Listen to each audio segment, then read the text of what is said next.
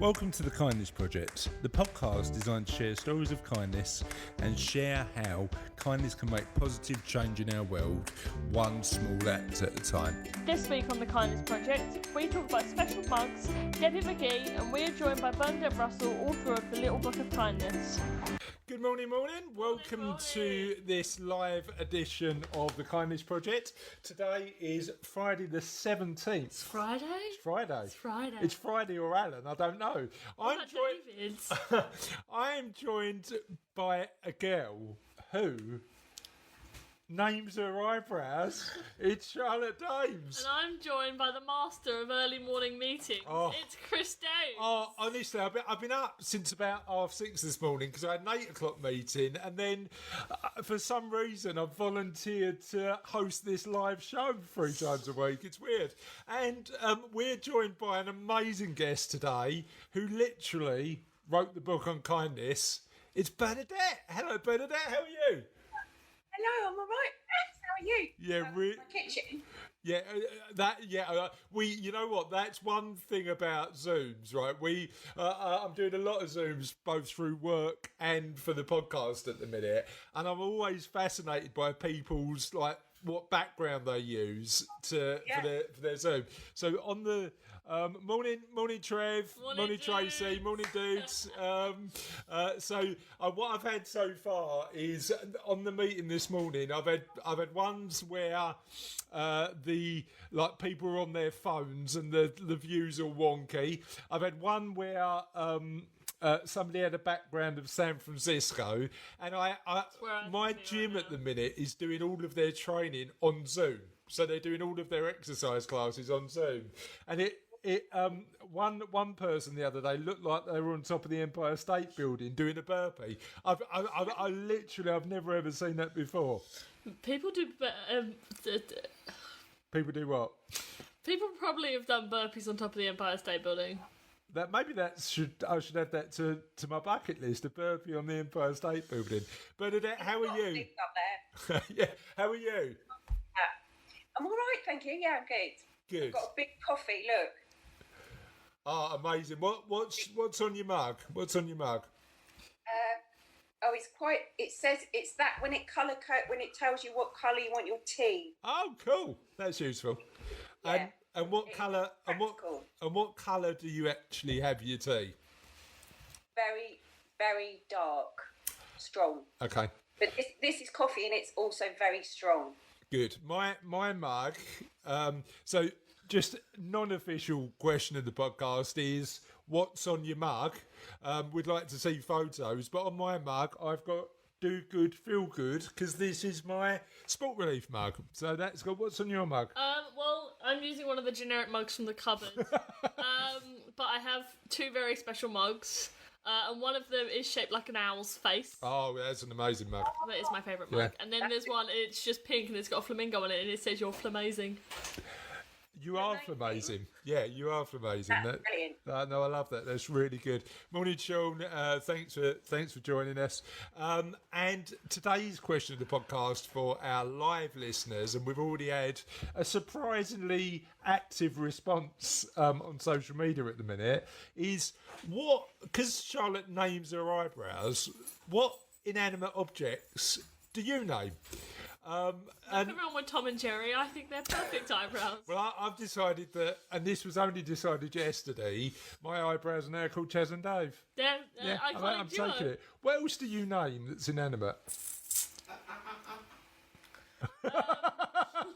We're being warned to keep it clean. Keep it clean. I have 2 skeleton.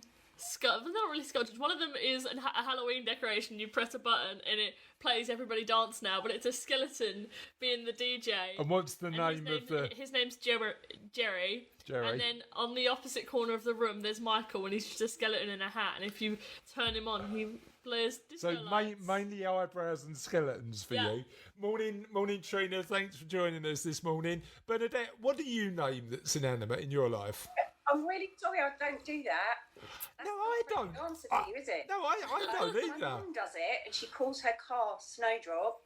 Okay, That's all I've got to offer. I don't name any inanimate objects. Danny Willis. I need to start doing it though. So I will consider during the course of our conversation what I'll call my eyebrows.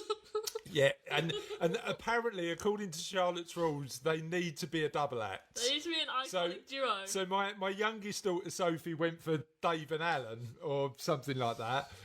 But we've decided that it needs to be a famous duo that it's named after. Danny Willis has just said, "My eyebrows are so big, they've got middle names." Good line. We like that a lot. We like that a lot. Thank you. All mine, Paul Daniels and Debbie McGee. Good I do choice. not understand that reference. No, Paul Daniels was It's like a magician, like a TV magician. And Debbie And McGee. Debbie You know who McGee Debbie was McGee the is. You know what? I've got a Debbie McGee story, right? So once my friend's got a boat, and shout out to Henry, and he moors it up near Henley on Thames, and we were out on his boat once, and genuinely, this was about 2 years ago, Charlotte, Yes, wasn't I do it? remember that. I think this might be the most middle class story ever. But we were out by Henley on Thames, and we were like stuck in a lock, so we were just waiting for the water to rise so we could move on. And I literally walked to the back of the boat, and in a rowboat behind us was Debbie McGee. Crikey. Yeah, just in a rowboat on the Thames. It's just one of those weird. She interviewed me once for a show that I was doing I made a show about death, and she interviewed me for it, and she was just so nice. Yeah. And then shortly afterwards, after I spoke to her, I was really pleased because she was so lovely and so nice. I made friends with a lady also called Debbie McGee, who has spent her whole life saying, "No, I'm not that Debbie McGee." Yeah. Yeah. How did that relationship There start? must be loads of people who grow up, and then the person who has the same name as them gets famous, Yeah. and then you have to live with that, don't you? So there must be loads of them. So I'd be quite interested to know if anyone knows anyone with a famous name. Oh, that's an amazing question. So, unofficial third question in the podcast is, do you know anybody with a famous name that isn't that famous person? That's a really good one. I think we might use that for a future live episode as well. Thing is, we've got such a weird name. The odds of that happening are probably pretty low, aren't Yeah, they? I mean, aren't we like the only dames in family in England or something? We are. We're that unusual. Do you know what it means? Do you know what the name means? No. I mean, it's. We know where it originates from, but we don't know what it means. It's Flemish. It's like from Holland and Belgium originally, but we don't. Yeah. I don't actually know where it's from in the life. Oh, somebody's googling for us now, so we might we might be able to find out. So, question of the podcast is: what weird things are your name? Apparently, Trina said that her daughter's partner is Chris Brown, like the singer. Which is quite a good one, isn't it? Yeah. So that's a good one. But I'd imagine Chris Brown is quite a common name, right? Well, I had a friend also whose uncle was called Bruce Willis. Oh, that's a brilliant one. Yeah, that's really good. I love that. So thank you for that unofficial question of the podcast. We love when the guests have that input. Just want to mention some things that we think are going on amazingly in the world, and I want to mention one. It's really interesting, Bernadette, because what the Kindness Project gives us the opportunity to do is share stories. Yes. And sometimes those stories are super international. So we've got a lady called Dina Gayo, who's been one of our favourite guests. She's coming on live next week, but she's out in China, and she does a project that helps people, helps the OAPs in the UK by introducing them to students who want to learn English. So she deals with social isolation in the UK by connecting the elderly with students who want to learn English. It's an amazing little sort of socially responsible business idea that we love. So we do a lot with guests all over the world, but also we like to talk about things that are happening more close to home. And the story that I've got today is the story of Charlotte's Old School. Yes. I heard about this. And Charlotte's Old School's got a teacher called Mr. Hussein. Yeah. He's a teacher, but he used to be an ambulance driver, and he's gone back to be an ambulance driver while he's off school to help the NHS out. How amazing is that? Yeah, it's brilliant. There's been some extraordinary stories, haven't there, about people sort of returning back to work from retirement as well, which is... Yeah, I mean, it's interesting, isn't it? Because potentially they're taking a risk by doing that, but feel so engaged with our with supporting people at this time. It's been really good. One of our neighbours is an NHS nurse and my brother-in-law, and yesterday she was asked whether she wanted to stay on the ward or go to A&E. So she was just asked. She was like, wow, that's such a, how do I choose between that? So she just messaged me this morning and said, oh, I've chosen to go to A&E because I think that's the most helpful. And that's really sort of humbling, you know, whatever hardships I've personally had, to know that my sister and her friends are in A&E. Yeah. With, to be honest, sometimes not adequate PPE either is amazing. So it's been really nice, hasn't it, to being able to, like we were talking about earlier, sort of on Thursdays, bang our saucepan lids, make that sort of rough music of thanks to everyone. It's been really great, I think. Yeah, are you has the Thursday clap? Because you're in South London, aren't you? How's the Thursday clap been going in South London? Well, it's amazing. It's what's really interesting as well is I'm on main road, and obviously there's hardly any cars on it at the moment. So I'm sure it must have been affected by the lack of cars or just the emptiness of the roads, but we get a big echo back from the estate opposite. Okay. So we can hear all of ours along our road, and that's really nice. We all sort of wave at each other. But then we can hear a massive sort of cacophony of vuvuzelas and saucepan lids from the estate opposite. Carries a really long way, so it's amazing. Yeah, I don't think... Brilliant. I don't think I've ever encouraged vuvuzela playing in my life, but I'll make an exception for have you ever heard of vuvuzela? No. It's possibly the loudest and most annoying sound in the world, but to I love the sort of improvised instruments as well, like people coming out with, you know, their woks or their old saucepans or a wooden spoon and stuff. That's really fun. It's like this really sort of handmade orchestra.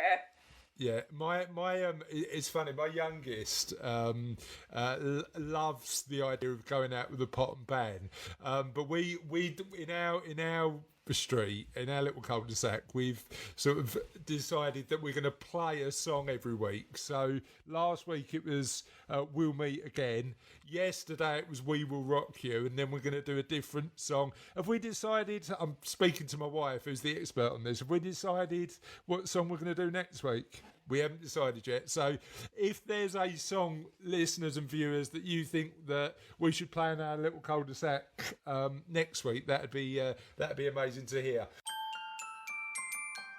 Can I just say another massive thanks as well to Mr. David Forsdyke, who's given us his silver linings. Do you want to start with the first one? Oh, okay. Silver Linings is 1 month old. If you've not seen these before, the idea is to find and share silver linings to the coronavirus black cloud. Anything goes as long as it's uplifting, positive and fun. And we love that in the Kindness Project. Yes. So we've been sharing Dave's silver linings every single day, and thanks to Dave for continuing to mention us. Yeah. In case you missed it, BBC weatherman... Oh, God. I mean, right, come on. Now, normally you give the difficult name pronunciations to me, and we've had a comment on today's question of the podcast from one of our favourite viewers, Serena van der Meulen. Well, that was quite good, I thought. So I'm going to let you cover off this Welsh name as you're learning Welsh at the minute. No. Owain Wyn... A whim. Go on, do it. Owain Wyn Evans made us smile on Wednesday by drumming along to the BBC News theme tune at the end of his Ford and it was really good, actually. He did a really good job. So amazing. That's available. And then Don't Quit is a positive poem written nearly 100 years ago by Edgar Albert Guest. But very relevant today. Here it is, read by Idris Elba, who has had and recovered from COVID-19 himself, courtesy of the BBC. So we're going to put a link on the show notes so you can have a look at that. But it is quite an inspiring little poem. So that's good. I think art at the minute is art and theatre and comedy is really important at the minute, Bernadette. Wouldn't you agree? Yeah, I think there's a couple of things. I think one, it's been really wonderful to see everybody's sort of creative response to what's going on, not only the sort of professional artistic community, but sort of everybody, which is really lovely, I think, and shown that we all yearn to and have like loads of creative resources. There's been absolutely countless things every day, and the sort of artistic community, I think, has responded really well. I was about to write on the 14th of March. I do multi-generational projects with sheltered housing and primary schools for the Royal Albert Hall, and the last couple of years we've made shows with these intergenerational groups. We just started and then lockdown happened, so we were like, oh dear. What did we do? We managed to sort of design between all of us this kind of through the post correspondence course for the amount of weeks that we won't be together. And it's interesting because we actually don't really know how it's going to work. We couldn't assume necessarily that some of our older people had access to digital online stuff, so it was quite lo-fi and, just to make sure it's democratic and it's accessible for everyone. But one of the things we did, which relates to what you were doing, is we've organised a time that we're all going to sing, a date and a time that we're all going to sing We'll Meet Again together. Okay. We can't do that sort of online because not everybody has access to it, but I just really like the idea of everyone all over their little bits of London singing that and knowing that everybody's singing that. So I think loads of organisations, and I was in a Zoom meeting yesterday with loads and loads of different artists that work with the South Bank Centre, sort of talking about how they're trying to respond. So I think the professional creative response has been amazing, but also just everyone, drawing rainbows to put in the window, writing poetry and chalk on parks. It's been really beautiful, and it shows you what a gift being able to be creative is, actually. Yeah, I 100% agree. I mean, you are one of our all-time favourite guests on the Kindness Project. I loved being on your. But a long time ago now. It was probably as an audio guest. It was probably 2 years ago now. Yeah. Because you were one of our first ever guests. Yeah, I remember that. So thank you for doing that all that time ago. We're still going. Clearly, you still are.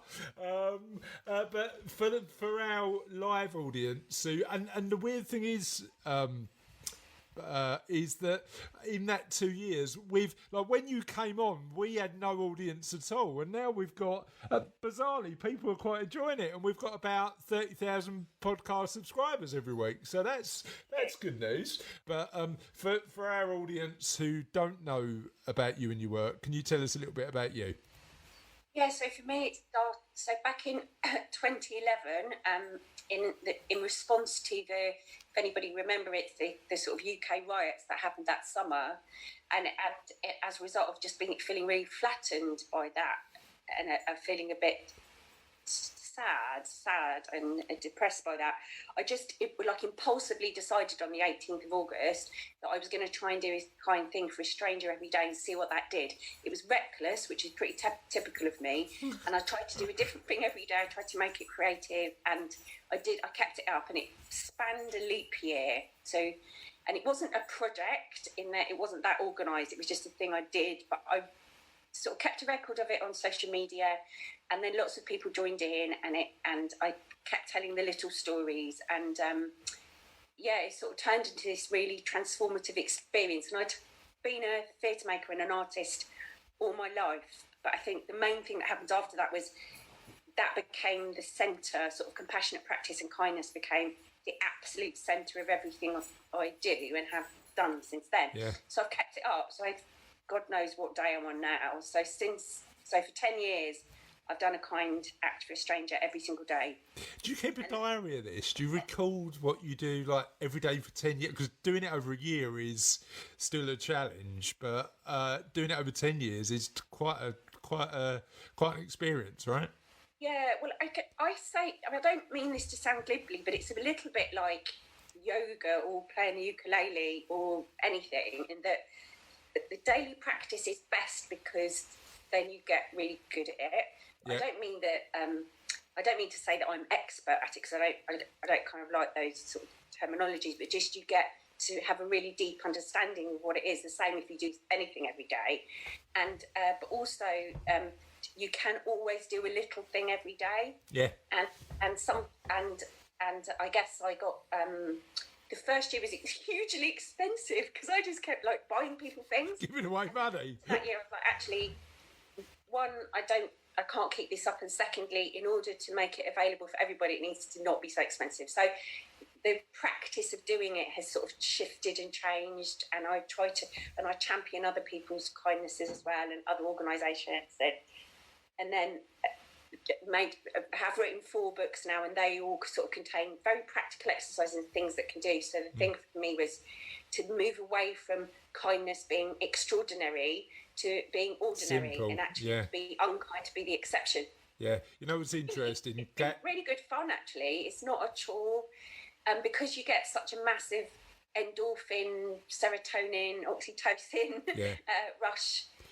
It's its own reward as well. Well, we talk about that on the Kindness Project quite a lot, like sort of the fact that actually kindness is a little bit selfish, because you're in a position where you do feel good when you help somebody else because the hormones in your body kick in, right? Yeah, although I have to say not always, I would say, because sometimes, we're complicated, human beings are complicated, and some days you can't help but hope for a response and you don't get it. So it's a very rich experience, and because of that you can learn a lot, like, you know, not expecting a certain result, just doing it for its own sake. Yeah, no, agreed. I mean, that some days you don't feel like it, but kind of doing it anyway. Again, it sort of goes back to this thing of, I think you don't always feel like doing yoga every day, do you? But you do it and then it's good. So I think it does make you feel good, but sometimes it doesn't, and there's always something to learn from that as well. Yeah, no, 100%. So you mentioned about your books. Oh no, I had a supplementary question that I haven't got written down. In that first year, tell me about some of the favourite acts of kindness you did. This year, or the first year you did it. The first year. So the first year was, I'm sure you can imagine, was a bit of a roller coaster. But there was a couple of things. Once my friend contacted me, and she said that her grandma's best friend was lonely because her grandma had died, and that she wasn't leaving the house very much. So I got her a little package together. I found out what her favourite perfume was. I wrote her a little letter and I posted it. And I didn't hear anything until about 4 months later. My friend contacted me and she went, "Oh, just to let you know that she was so blown away by that somebody had contacted her, that she started daring to go out of the house again and started doing shopping for her neighbours, and said that it sort of restored her faith." Now, that was a really interesting and sort of important moment for me, because one, I thought, actually, I might never have found out. So you kind of have to trust in the ripples, if you know what I mean. Yeah. And I found out a lot later, but I still think it was a good thing to do. So for me, one, the effect was really powerful, but two, the biggest lesson was that I might not have known that. I might never have found out, because I was mainly always doing acts of kindness to strangers. I had to take on that I might not find what the impact was. But that was one really good one. And then another one was, it was near Christmas and I was in Battersea, and I just said to this lady, "Oh, will you take this Christmas card? I'd made a Christmas card for a stranger." And I said, "Happy Christmas, if you celebrate Christmas, this is for you." And again, she eventually found me a lot later and just said, "Oh, thanks for this Christmas card. I've actually started doing it as well. I've started giving Christmas cards to strangers." And then the third one, just a really magic one, is I wrote on a £5 note, I'm trying to do an act of kindness for a stranger every day. Please take this £5 and treat yourself. And I hid it inside a book in Waterstones in Greenwich. And then a year later, a man sent a photo of the £5 note to me and said, "I've just been given this as change in Nottingham." and I've given it to a homeless man. And that was amazing. So that took like all that time to come back. It's really amazing. So the question I've got is, how did you pick, what book did you put it in, and how did you pick the book? Well, that was a good question. So I've done that quite a few times in Greenwich and Waterstones. And I thought about that, and I thought, actually, I'll go to the self-help section, because I just thought maybe if you're browsing in the self-help section, you might be needing a bit of a boost. And I put it in a very small volume of sort of mindfulness practice. Okay. Like, when I go, I can't remember the name of the book, so I put it in a mindfulness book. Good choice. And tell us a little bit about your books, because you've got 4 now, or 5? Yeah, 5. I've just finished my 5th book, which is called How to Be Hopeful, which is out in September of this year. And I wrote 2 children's books, and now I have written 3 adults books. So I sort of turned towards hope, even though it's still very much about sort of kindness and compassionate practice, because, and it's interesting actually in the light of COVID, because I think in a way this pandemic's returned hope to us in a lot of ways. Yeah, I think it's interesting. I think it's given you a bit of a different perspective on hope, but also people need to be hopeful in times of crisis, right? That's right. And what I'd noticed when I started writing it, which was before this, was that actually the sort of ecosystem of kindness as an active practice was growing and growing and growing. There were more people getting involved, which was brilliant. But a lot of people were expressing sort of hopelessness. And for me, it was connected with the way the stories that are told and the way that we tell them, so that the main message or one of the overlying narratives is that people aren't really any good and that everything's awful, and it's really hard to counter that. And then I feel like what's happened now, I mean, for me, the BBC have been amazing over like the last few weeks. The hero half-hour thing that they're doing, suddenly it feels like the news is like I always wanted it to be, with an emphasis on sort of truth and the good stories and the positive things that people are doing, and the generosity of spirits and the beautiful things about human beings. So in a way, I think this period has returned hope to us, although we've got a long way to go yet, haven't we, Chris? I think we have, and I think for me, it's all down to perspective, and I'm hoping perspective never shifts overnight, but I'm hoping that people will see the good in people a bit more now, because I think definitely. With this external threat, I agree 100%. And I think the conventional mainstream media has got a part to play, particularly the BBC, in terms of highlighting some of those really positive stories.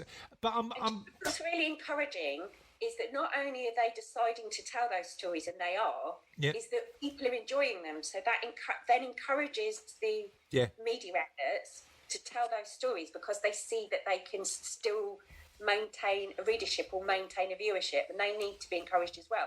So it's also down to us. So I've always made a thing of, in all of my books and all of my practice, when you share on Facebook or you share on Twitter, that's your power, that's your little platform to share positive stories, actually. I always say bad news takes care of itself, and I think it does. We don't need to share that unless you think you've unearthed something that no one knows. I think about good news and positive news and hopeful news and beautiful stories of kindness, they need our support. They're the ones that we share. And you know what? It's one of the reasons we started the Kindness Project 2 years ago, because I was sick of turning on the news and looking at the world through a lens of negativity and divisiveness and everything. When my lived experience, and again, I'm guilty of this because I'm a huge optimist, but my lived experience was actually people were pretty decent. Exactly. I was saying this, I was like, you would think if you watched the news that as soon as we went out to the street, everyone was running around with sort of, clubs to beat each other. And it's just not true. And there's interesting stuff around, that's worth investigating around sort of neuroscience and neuropsychology about why we're sort of programmed, if you like, or wired to be attracted to negative bias and negative storytelling. Part that's evolutionary, so right? Again, make a practice of just saying, actually what good thing happened today, instead of remembering the one slightly annoying thing that happened, everyone will have more. On my windows, it literally is written, there's more good than bad, there's more hope than fear, there's more love than hate. Yeah. It's literally written all over my windows. And that's true. It just is true, like you said. That's 100%.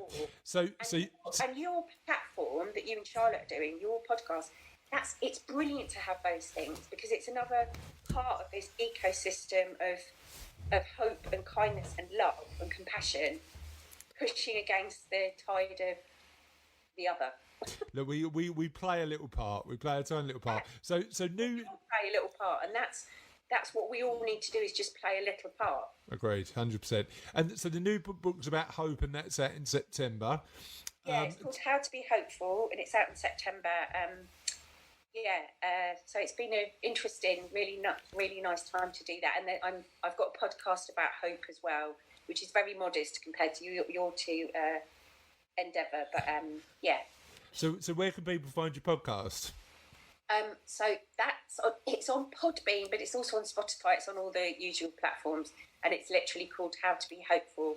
On my maybe I could put it on your Facebook page. Please do. On. Yeah, please do. That'd be we'll be able to share it. So tell us about what you've learned about hope during the period that you've been writing the book.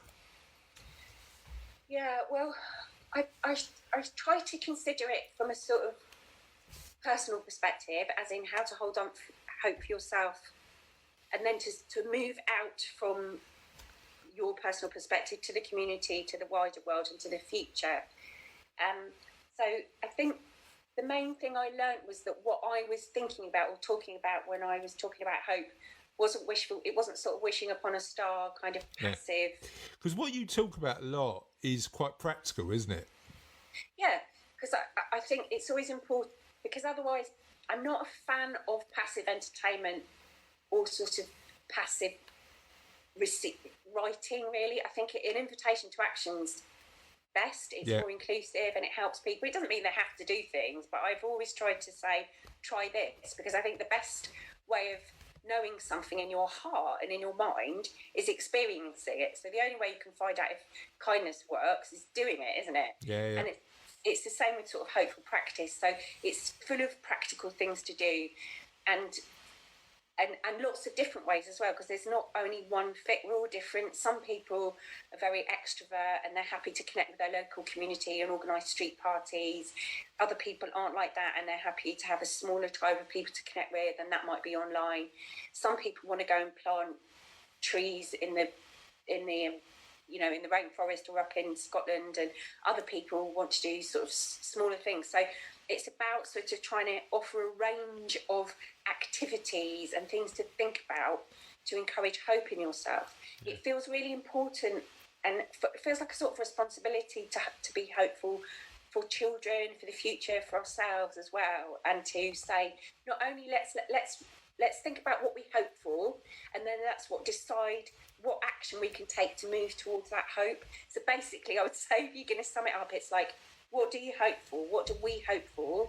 What can we do to move towards that hope? And there's always something, always. Yeah, good stuff.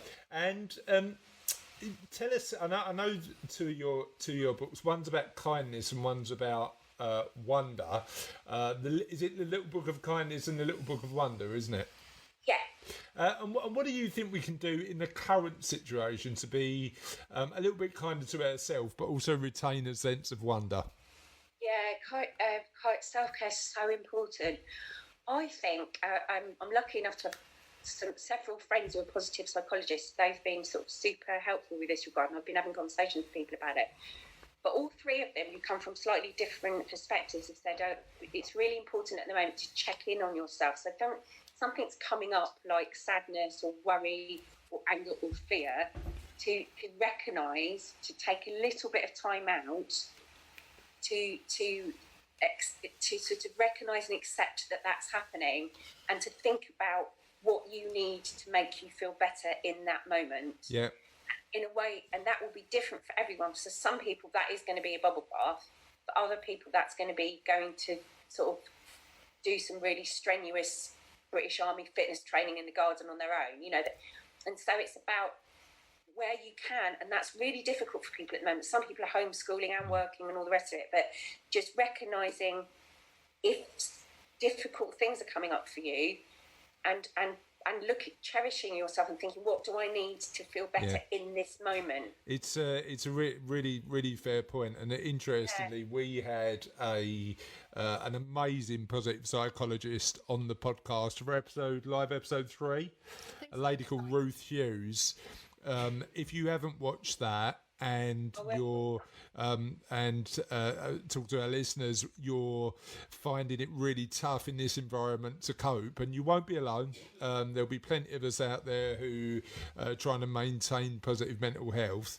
Please watch that episode, because Ruth shares some amazing stuff to do that. Important as well, isn't it? There's been a little bit of an understandable kind of, come on, let's be positive, let's think about the good things, and that is important, but it's also important to allow yourself the negative, because we are all of those things, and in order to be kind to ourselves, we have to say, do you know what, at the moment I feel really sad, or I feel really worried, and let that happen. But with regard to wonder, just to say, I think actually we're strangely blessed that this has happened at a time when sort of nature is really on at her best and in beautiful display. So I think finding every day, looking every day for something beautiful, for wonder, for something glorious and beautiful, and even if that's out of your window at a little patch of blue sky, or noticing cherry blossom, or watching the bees, to try and notice something beautiful and wonderful every day really helps as well, and is a sort of active way of self-care and being kind to yourself. I reckon for you it's flowers, isn't it? Because Like you like taking photos of flowers. What's your favourite flower you've taken a photo of? That I've taken a photo of. Oh, I don't know. There's loads of like pretty flowers and like. I don't know. I quite like the cherry blossoms, and there's these ones. I don't know what the name is, but like they grow around like the end of the school year, and they always crop up, and I always take loads of pictures of them. Yeah. But I haven't seen any of them yet. Nice, so. Charlotte. I think sort of sharing really beautiful pictures of nature as well is a lovely. It's nice for you, isn't it? Ours, but it's also really nice to share it. It's lovely. I've loved on Instagram, on my Instagram feed, seeing people taking pictures of beautiful things they've seen on walks and noticing the birds singing louder and hearing the trees creaking and all these sort of extraordinary gifts, actually, of sort of wonder and beauty. That it's a nice thing to share. Have you been sharing them, Charlotte? No, because they're all on my camera, and I haven't figured out how to move pictures from my camera to my computer or my phone yet. But I've been showing them to Mum and Dad, so. Oh, you have, yeah, that's lovely. Yeah, it's really nice. I think showing them to people as well makes that then it makes you think, oh, I'm going to notice that. So it's a really lovely thing to share, I think. So considering your work with children, what have you learned from doing working with children? Kids. So I've written a couple of kids' activity books, and actually I've worked in schools and colleges in the States and over here quite a lot. And I think, so the two things I've really sort of learned from kids and try to work with kids is kind of around mischief, because it's really important to play for adults and for kids. So sort of mischief connected with fun and kindness and magic and self-care as well. So I think the things I've learned of kids is they really, really, really want to be kind, and they love doing it, but they also really love that being quite mischievous and sort of playful and kind of fun. No, loads of the activities. Sorry, the only reason we're laughing is because we're quite a mischievous family. Yeah, like I know you are. We are sort of. A lot of the stuff I've written in the adults book came from when I was working with kids. I was like, oh, that's so brilliant. Yeah. Because I think play is important, right? I think you know what was funny. So I did my hour's worth of exercise yesterday, and I took my youngest daughter, who's 8, Sophie, out for a bike ride, and we're lucky that we've got a county park at the back of the house. So I did a 5K run, and she took a bike, and halfway there. We got to this place with some benches, and I decided to jump on the benches. Like I was jumping on the step and then jumping on the bench and then jumping down and jumping down. And Sophie said to me, "Dad, you've done some embarrassing stuff." She's 8, bear in mind. "You've done some embarrassing stuff in your life. This might have topped the list, right?" But that only incentivized me to do it more. I just wanted to. I was like, if this is embarrassing you, I'm doing my job right, aren't I? I mean, normally I only do that with really bad dancing, but yeah, no, it's. That's definitely a thing to learn from children. Children are also, I think, natural optimists. Like they'll assume, most children most of the time are natural optimists, so there's loads of stuff to listen to, learn from them, I think, and they'll try things out, so they have less fear barriers, generally speaking, than adults. So there's loads of stuff to learn from kids, I think, in response to what you say, Charlotte. But also what you were saying, that really nice thing, Chris, of just like kids will jump in puddles and they'll dance without worrying about whether it's cool or not, and all of that stuff, I think, is good for us to revisit. I'm a big fan of sort of revisiting and holding on to the stuff that we used to do as kids. Like, why aren't we still allowed to jump in puddles? You know what's interesting? We had a question in the podcast last week, talking about what? Oh no, it was earlier this week, wasn't it? I can't remember now. It's all merging into one. What is time? What is the concept of time anymore? But we asked what things are you nostalgic about? What things did you enjoy doing as a child? And one that came up time and time again was runouts or British Bulldog or just ads. And one of our listeners didn't know what runouts was. So I'm now tempted to organise the biggest game of runouts you've ever seen once this is all over. Bernadette, are you in? Yeah, definitely. I'm definitely. Good. One person at a time. That's all it takes. Right. I'll referee. So, how are you spending your time during this lockdown? Well, I've actually been quite busy because I had to adapt my theatre project for the Royal Albert Hall to a postal delivery one. So I've just sort of finished doing that, I'm doing the sort of final edits on my book. So I actually weirdly keeping busy. Yeah. Nothing has changed particularly, except I'm working at home, and before I used to work in my little studio. And it sounds really boring, Charlotte, but it's been quite great. I'm having a massive clear out alongside that, which feels really. I feel like it means that when I emerge, I'll be like, yeah, I totally know where everything. Are you going full Marie Kondo, or are you just sort of taking it a bit easy? She's wonderful and really inspiring. So I'm not doing the getting rid of stuff because there's nowhere to take it at the moment. Yeah. I'm just sort of sorting things out. So I'm enjoying that, and we are lucky enough, like yourselves, to live near some really beautiful. I'm very near the Docklands, really near a wildlife reserve. We've got a really nice park, so sort of doing that kind of early social distancing kind of walks. Yeah. And we're also doing a lot of sort of guerrilla art things. Like I decorated the telephone box near me is covered in thank you notes. Oh, cool. We chalked the whole of the outside of the house. We've been putting poetry, chalk poems on the pavements and stuff like that. Amazing. So, examples of kindness have seemed more relevant recently due to the lockdown. Why do you think this is, and what's your favourite example? So I think there's a couple of things. I think those stories are just being shared more. I think they're always there. I think that the news outlets, the bigger news outlets, not the likes of ours, but the bigger news outlets have switched their focus. So we're seeing more of what I think existed anyway. But also I think people were given the confidence and the opportunity to do the things that they've always yearned to do in their hearts anyway. So I think we've responded brilliantly. Human beings have responded brilliantly. But I think we always had it in us. So I think that's what's happened. And gosh, I like you, I kind of try and notice something every day. But I have to say, Captain Tom yesterday. Oh, amazing work. His 100 laps. Yeah, I mean the other thing as well is the fact that like we were mentioning it on the podcasts his stuff during the week, and every time we mentioned it, we got the amount he'd raised wrong because it just kept on going up and up. I know. It was impossible to keep up with, wasn't it? But it's extraordinary, and I think that Captain Tom's story is a really beautiful example of everybody being able to contribute in some way. Yeah.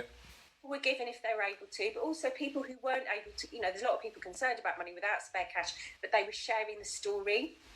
Yeah. People were encouraged by it. He was an amazing, beautiful character, and just the fact that he was able to walk 100 lengths. Yeah. His 100th year was inspiring. Yeah. And it was great. The fact that the news outlets were running with the story, the whole thing about it sort of perfectly, for me, encapsulated this time that we're in. Yeah, and I think the other thing about it, right, is that we're in a position where kindness, as you say, in that first year of you performing acts of kindness, you felt you needed to give a tangible thing, but sometimes it's about a smile, isn't it, or about making sure that somebody's relevant. Now that's more important because it's possible. So when I do workshops about sort of compassion and kindness now, I make sure people know that, and also sometimes that's all you can manage because you're tired or because you don't feel great or because you don't have any money, and actually that makes a huge difference. I know that if someone smiles at me or says good morning to me, and they are doing a lot more now, I have to say, it's really nice actually. It's like, I love it. I love it. You up. So it is the small things. It doesn't have to be financial, doesn't have to be big, doesn't have to be bold. I mean, it can be if you feel like that. Yeah.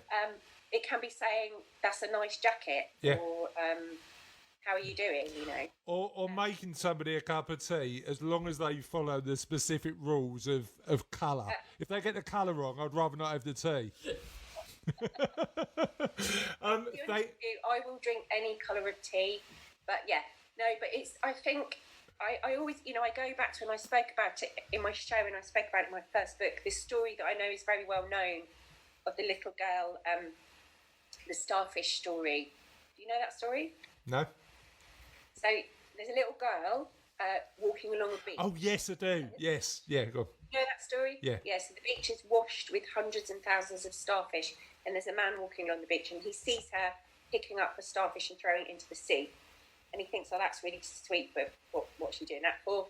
And so he says to her, it's really nice that you're rescuing one or two starfish, but what difference is that going to make? There's hundreds of thousands of starfish on the beach. And she picks up a starfish, throws it into the sea, and says it made a difference to that one. Yeah. And I think that's a well-known story, and it's well told for a good reason. I keep coming back to it. It's like you can't, sometimes it's overwhelming, and we're at the beginning of a very, very difficult journey, and there's no point as being in denial of that. And there will be times when it's useful to remind ourselves that picking up one starfish and throwing it back into the sea is something, it's not nothing.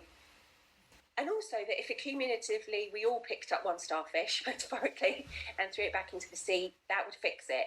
Yeah, it's bite-sized chunks, isn't it? If that challenge feels too big, we're not going to take the first step. But that throwing in the first starfish. That's how I felt when I started on my journey, and I still feel the same. In 2011, which feels like another time now, I felt so overwhelmed by all the problems of the world. It felt there was always a war, there was always a famine, there was always battles and arguments and anger, and those things are too big. I don't have a seat at the table at the UN. I can't talk to whoever's waging a war. But what I can do is in my street is say good morning to someone. Yeah. And everyone can do that. Yeah, spot on. Thank you so much for coming on. Stay with us because. Sorry if I went on a bit. It's nice to hear your voice, Charlotte. Nice to hear your voice too. Yeah, you guys. This is a weird thing because I sometimes do the interviews on my own the audio version of the podcast because you used to have this thing called school, didn't you? I don't know what that is anymore. Times School. These concepts are meaningless.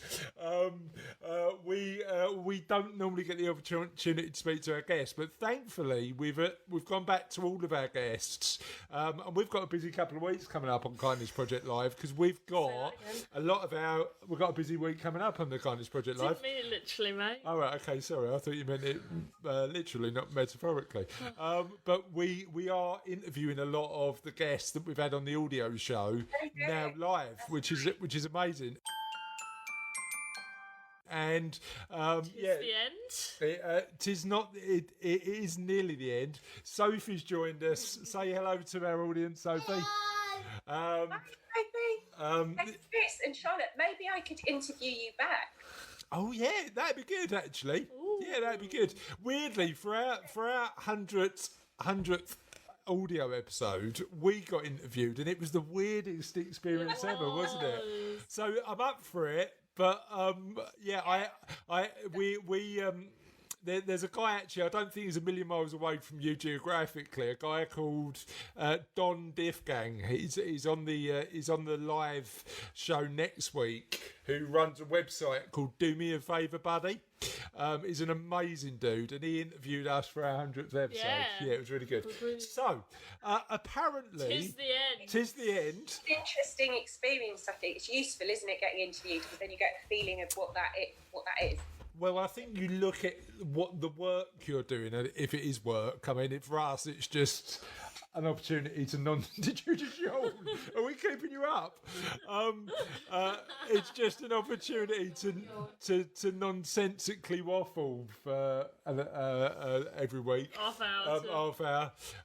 But we really enjoyed it. So and we couldn't do it without guests like you. So thank you so much for coming on. And thank you so much. I'll check out all the other episodes as well, and I'm on Facebook and on Instagram and on Twitter if anyone wants to find me. But but stay on, because we want your thoughts both on Charlotte's. It's a new thing we're doing. Charlotte does a really good joke at the end, but also we've apparently naming inanimate objects is a thing. It's a thing. I didn't think it was a thing. So Bernadette didn't think it was a thing, but it is a thing. It's a big world. So let me. Most things are a thing. So tell me, Sophie, do you want to share what you name your eyebrows? They are face caterpillars. Okay, what do you name your face caterpillars? Alan and Dave. Alan and Dave. What one's Alan and what one's Dave? Alan and Dave. Oh, fine. Good to know. Same left and right. Apparently, Serena van der Meulen, friend of the show, thank you, Serena, named their Christmas tree Trevor. Don't know why. Lucy Patrick said, we've got Brenda the Builder's Hoover, Susie the Werefact. Apparently it helps on site if you shout, just get me Brenda or I need Susie. And obviously vehicles need names. We've got Bert and Ernie. And obviously when you see the other, you have to don a Sesame Street voice and say, hello Bert or hello Ernie. This is like a real thing. It is. It's like a real genuinely a thing. I'm so sorry. See you soon. What did you ask me though, just before I go? But what do you think of Bert and Ernie as car names? Lovely. Good. Thank you so much for joining us, and we'll... That can't be topped. So Chris Haycock said, my plane is called Evie. He names his bin called Barrietta. But we call the car Jeep. And that's true. The car has got a name. The car is called Tez. Charlotte. Plane's called Evie. What should we call them? Bin's called Barrietta, and Lauren's pet rock is called Steve. Dawn Kirk said, our car is called the Red Robin. The last one was called the Pimp. Apparently. Sarah? Oh, my mum used to have this huge spider in her house that seemed to be there for years. She named him Fred. Fair enough. John's just posted a picture of his eyebrows. Let me read the comment above it. My eyebrows are inanimate. Heidi said she's got Kev the Kettle, Freddie Fridge, and Dan, my husband, who's pretty inanimate at the moment. Charming. Terry? The gym hoover is called George, which caused great amusement when we had a trainer called George, especially the time someone dropped George down the stairs. Now, what you haven't told us, Terry, is whether it was the hoover George. or the gym trainer. So let us know on that, or both. George fell down the stairs, and Sarah Lou says we've got a Dave the Duster, and the remote control is the doofer. Oh yeah, it is. People call their remote control the doofer. So while I'm Joke time! I'm going to check on Twitter whether we've got any comments, because apparently on Facebook it's a thing.